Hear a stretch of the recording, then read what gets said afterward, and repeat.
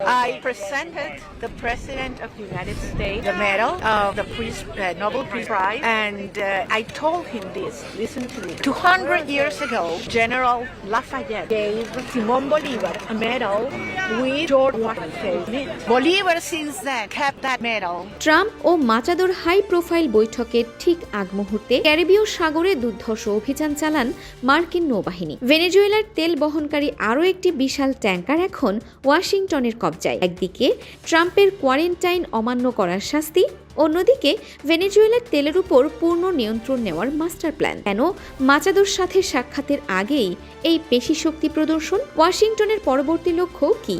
বিস্তারিত জানাবো আজকের বিশেষ প্রতিবেদনে।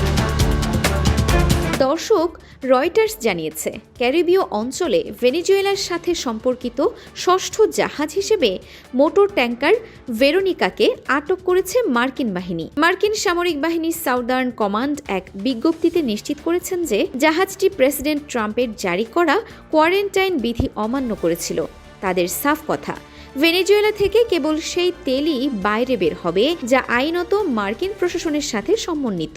গত ডিসেম্বরের মাঝামাঝি থেকে শুরু হওয়া এই অভিযানে ভেনেজুয়েলার তেল বাণিজ্যের কোমর ভেঙে দিচ্ছে ট্রাম্প প্রশাসন। মূলত ৩ জানুয়ারি মাদুরোকে সশরীরে ধরে আনার পর থেকেই অনির্দিষ্টকালের নিয়ন্ত্রণ নেওয়ার পরিকল্পনা করছেন ট্রাম্প। তিনি ঘোষণা করেছেন $100 বিলিয়ন একটি বিশাল প্রকল্পের মাধ্যমে দেশটির জরাজীর্ণ তেল শিল্পকে ঢেলে সাজানো হবে। বর্তমানে মার্কিন সরকার আরও কয়েক ডজন ট্যাঙ্কার জব্দ করার জন্য আদালতের পরোয়ানা দাখিল করেছে। এর মধ্যে রাশিয়া, ইরান ও ভেনেজুয়েলার ছায়াবহরের জাহাজগুলোই ওয়াশিংটনের প্রধান লক্ষ্যবস্তু। এমনকি গত সপ্তাহে একটি রাশিয়ান সাবমেরিনের আড়ালে থাকা ট্যাঙ্কারকেও 2 সপ্তাহ তাড়া করে আটক করেছে আমেরিকা।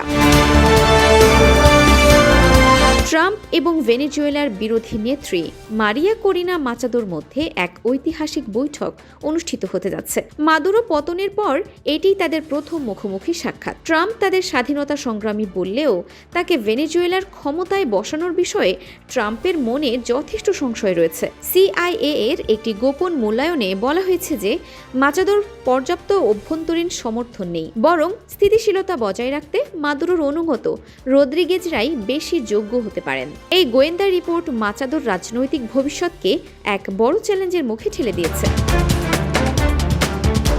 মাচাদোর সাথে বৈঠকের আগ মুহূর্তে এই ট্যাঙ্কার জব্দ করার ঘটনা আসলে একটি শক্তিশালী বার্তা। ভেনেজুয়েলার ভবিষ্যৎ এখন কেবল ওয়াশিংটনের ইচ্ছেতে নির্ধারিত হবে। ট্রাম্প কি মাচাদোকে ভেনেজুয়েলার শাসনভার দেবেন, নাকি পর্দার আড়ালে অন্য কাউকে খুঁজছেন? আমেরিকার এই তেল নিয়ন্ত্রণ বিশ্ববাজারে কি প্রভাব ফেলবে? আপনার কি মনে হয়? ট্রাম্পের এই কঠোর নীতি কি সঠিক? আপনার মতামত কমেন্ট বক্সে জানান।